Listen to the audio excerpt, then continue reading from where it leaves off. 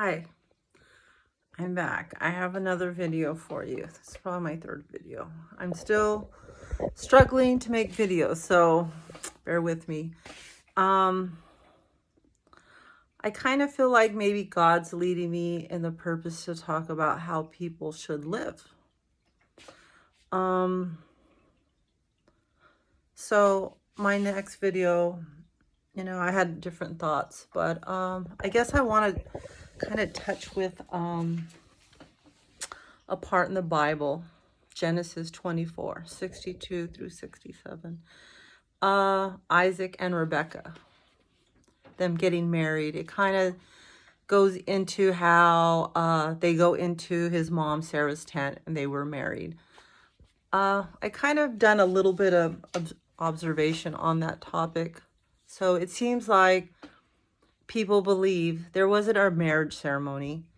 They believe that if a woman goes into a man's dwelling place, then she is automatically married because obviously they live separately. I believe the women live in their own dwelling and the men live in their own separate dwelling. If they come into a dwelling together, they obviously have to be man and wife. Kind of also reminds me like when people get married, they get a marriage certificate, but they're not really considered married till they consummate their wedding, well, their vows, or, it's sexual.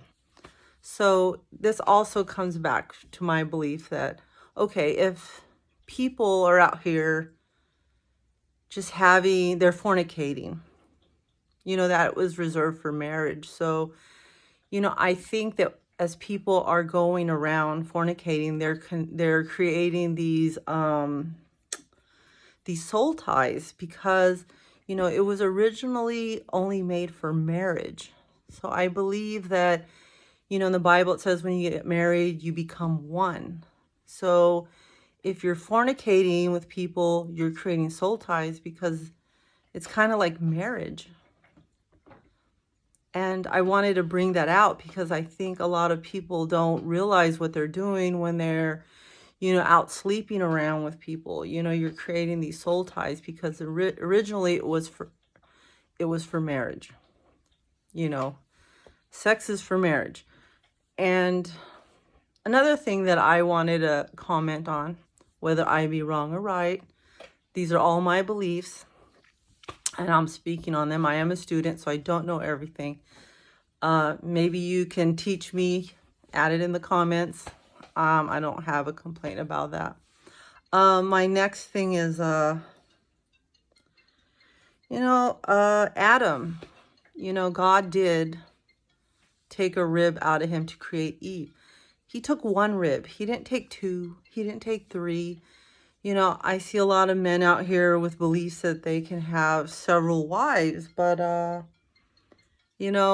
I believe that was very symbolic that God gave him one rib. He gave every animal in the ark. There was two of them.